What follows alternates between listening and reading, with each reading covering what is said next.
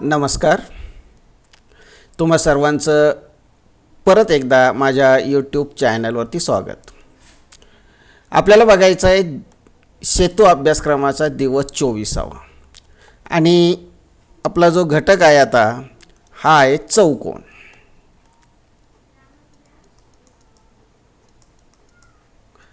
या चौकोनामध्ये काय बघायचं आहे आपल्याला, तर चौकोन हा कसा असतो आणि त्याचे घटक कसे असतात. घटक म्हणजे कोणते घटक? बाजू, कोन, त्यामध्ये सम्मुख बाजू, सम्मुख कोन, लगतच्या बाजू, लगतचे कोन, असे हे जे घटक आहेत. सम्मुख कोन कसे असतात, लगतचे कोन कसे असतात, सम्मुख बाजू कशा असतात, लगतच्या बाजू कशा असतात, हे आपल्याला या भागामध्ये बघायचे. मग आता चौकोन म्हणजे काय?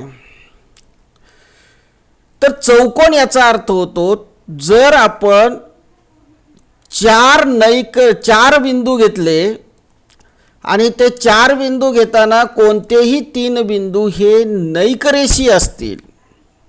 समजा एक बिंदू घेतला ए, दुसरा घेतला बी, तिसरा घेतला सी आणि चौथा घेतला डी. ह्यातले कोणतेही तीन बिंदू नैकरेषीय, ए बी सी नैकरेषीय, बी सी डी हे तीन बिंदू नैकरेषीय, सी डी ए हे तीन बिंदू नैकरेषीय आणि डी ए बी हे तीन बिंदू नैकरेषीय आहेत. आणि ते बिंदू आपण एकमेकांना जोडले. समजा ए हा बिंदू बी शी जोडला, बी हा बिंदू सी शी जोडला, डी हा बिंदू सी शी जोडला आणि ए हा बिंदू डी शी जोडला. पण ते जोडताना काय केलं की दोन बिंदू जोडल्यानंतर इतर उरलेले जे दोन बिंदू आहेत ते त्या रेषाखंडाच्या एकाच बाजूला किंवा त्या रेषाखंडातून जाणाऱ्या रेषेच्या एकाच बाजूला असले पाहिजे. म्हणजे समजा ए आणि बी जर जोडला तर रेषा ए बीच्या एकाच अंगाला डी आणि सी बिंदू आहे. बी आणि सी जोडला तर बी सी या रेषेच्या एकाच अंगाला ए आणि डी बिंदू आहे. डी आणि सी जर जोडला तर डी सी या रेषेच्या एकाच अंगाला ए आणि बी बिंदू आहे. आणि ए व डी जोडला तर ए आणि डी या ए डी या रेषेच्या एकाच बाजूला बी आणि सी हे दोन बिंदू आहेत. अशी जी बंदिस्त आकृती तयार होते, या बंदिस्त आकृतीला आपण काय म्हणतो? चौकोन असे म्हणतो. मग आता चौकोन बघा, चौकोनामध्ये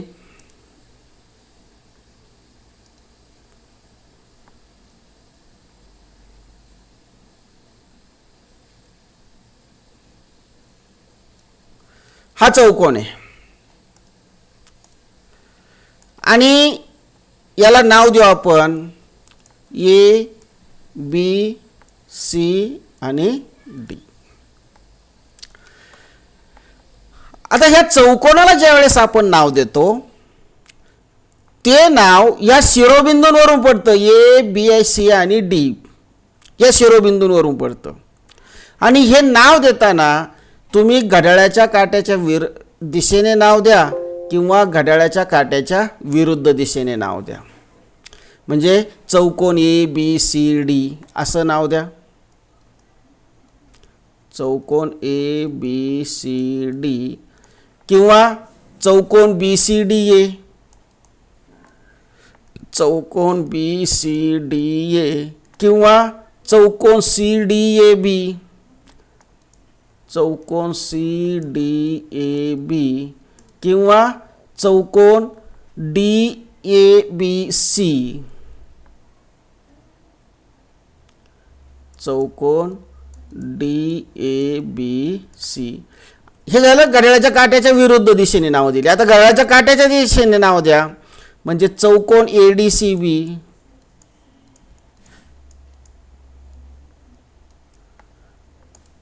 त्यानंतर चौकोन डी सी बी ए, त्यानंतर चौकोन सी बी ए डी,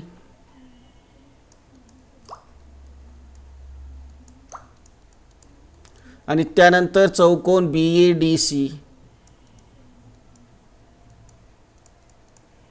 असं चौकोनाला 8 प्रकारे नाव देता येतं. किती प्रकारे नाव देता येतं? 8 प्रकारे ह्या चौकोनाला नाव देता येतं. आता चौकोनाच्या बाजू आणि चौकोनाचे कोन. पुन्हा एकदा आपण चौकोनाची आकृती काढू.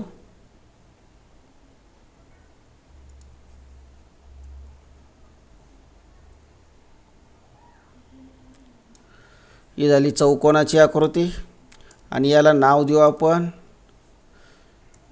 ए बी सी डी. काही नाव द्या तुम्ही, पी क्यू आर एस द्या, कोणतंही नाव द्या. आता या चौकोनाच्या रेख ए बी, रेख बी सी, रेख सी डी आणि रेख डी ए या बाजू झाल्या.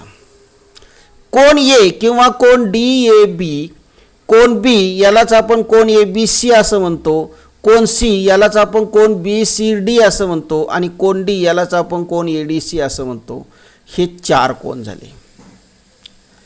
आता यामध्ये लगतच्या बाजू, सम्मुख बाजू, लगतचे कोन आणि सम्मुख कोन कसे असतात हे आपल्याला बघायचे. मग आता पहा, चौकोनाच्या सम्मुख बाजू,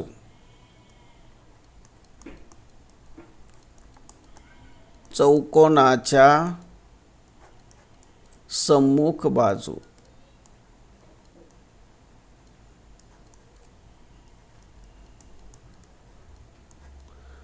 कोणकोणत्या आहेत चौकोनाच्या सम्मुख बाजू?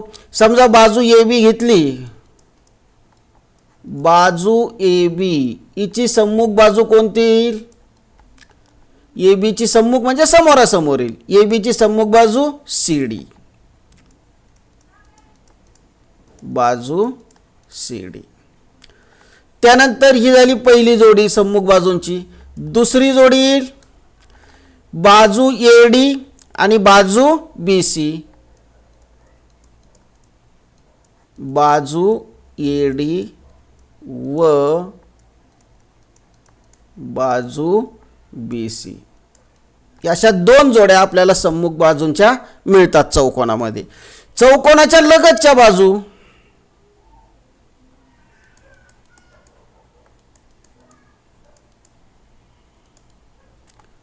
चौकोनाच्या लगतच्या बाजू.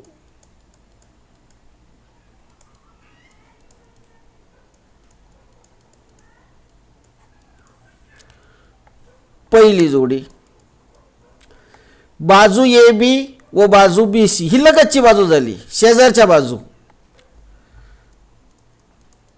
बाजू ए बी व बाजू बी सी.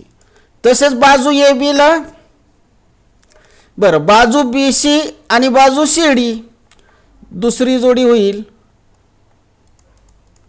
बाजू बी सी व बाजू सी डी. तिसरी लगतची बाजू कोणती होईल? बाजू सी डी व बाजू डी ए, बाजू सी डी व बाजू डी ए. आणि चौथी जोडी कोणती होणार आहे? बाजू डी ए व बाजू ए बी, बाजू डी ए व बाजू ए डी ए बी. अशा 4 जोड्या आपल्याला लगतच्या बाजूच्या मिळतात. लगतच्या बाजू याचा अर्थ होतो शेजारची बाजू.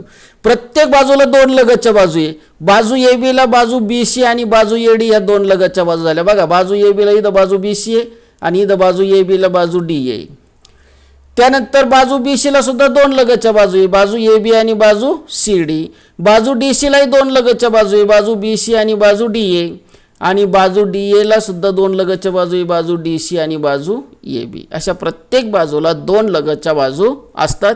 अशा एकूण 4 जोड्या लगतच्या बाजूंच्या तयार होतात. आता चौकोनाचे सम्मुख कोन.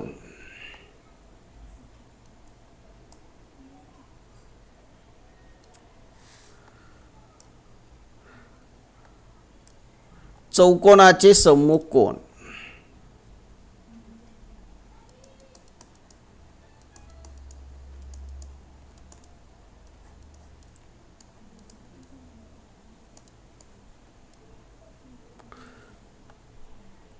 मला वाटतं आपण हे खालीच घेऊ आणि या ठिकाणी हे खोडून टाकू आणि आता लिहू आपण ए बी सी आणि डी. आता चौकोनाचे सम्मुख कोन. चौकोनाचे सम्मुख कोन.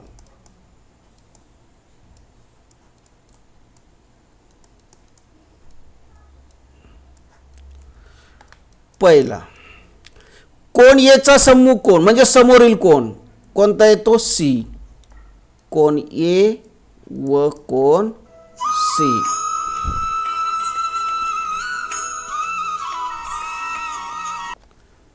चौकोनाच्या सम्मुख कोनांची झाली पहिली जोडी कोन ए व कोन सी.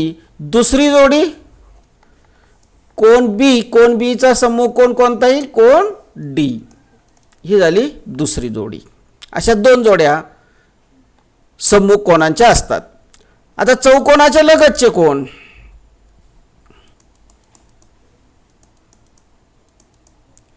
चौकोनाचे लगतचे कोन.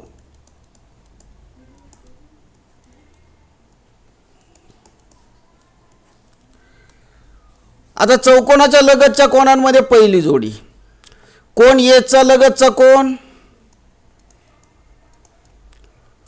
कोन बी शेजारील कोन. दुसरी जोडी कोन बी चा लगतचा कोन कोन सी. म्हणजे बघा कोन बी ला दोन लगतचे कोन आहे. एक कोन ए आणि दुसरा कोन सी. तिसरा कोन सी चे लगतचे कोन कोन डी. कोन सी ला सुद्धा दोन लगतचे कोन तयार झाले. कोणते कोन बी आणि कोन डी. आणि चौथा कोन डी चा लगतचा कोन कोन ए. म्हणजे कोन डी ला सुद्धा दोन लगतचे कोन आहेत कोन सी आणि कोन ए. म्हणजे प्रत्येक कोनाला दोन लगतचे कोन आहे. कोन ए चे लगतचे कोन कोणते येतील कोन बी एक आणि कोन डी एक. कोन बी चे लगतचे कोन येतील कोन ए हा एक आणि कोन सी हा दुसरा. आणि कोन सी चे दोन लगतचे कोन असतील कोन बी आणि कोन डी. आणि कोन डी चे दोन लगतचे कोन असतील कोन सी आणि कोन ए. असे प्रत्येक कोणाला दोन लगतचे कोन असतात. प्रत्येक बाजूला दोन लगतच्या बाजू असतात. पण प्रत्येक बाजूला एकच सम्मुख बाजू असते आणि प्रत्येक कोणाला एकच सम्मुख कोन असतो. आता चौकोनाचे कर्ण. पुढचा घटक जो आहे तो आहे चौकोनाचे कर्ण.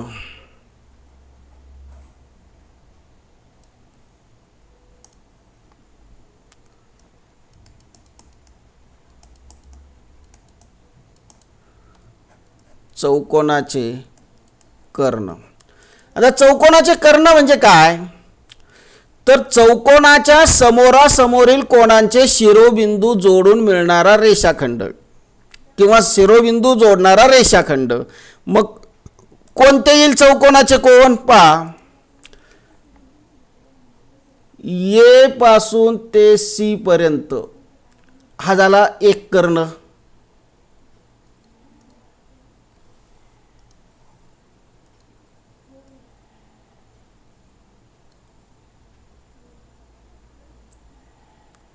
हा झाला एक कर्ण. आणि दुसरा कर्ण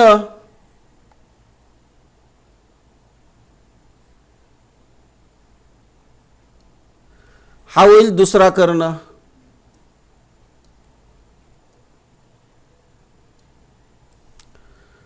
असे दोन कर्ण झाले. म्हणजे कर्ण एसी व कर्ण बीडी. कर्ण एसी आणि कर्ण बीडी असे चौकोनाचे दोन कर्ण आपल्याला या ठिकाणी मिळतात. तर अशा पद्धतीनं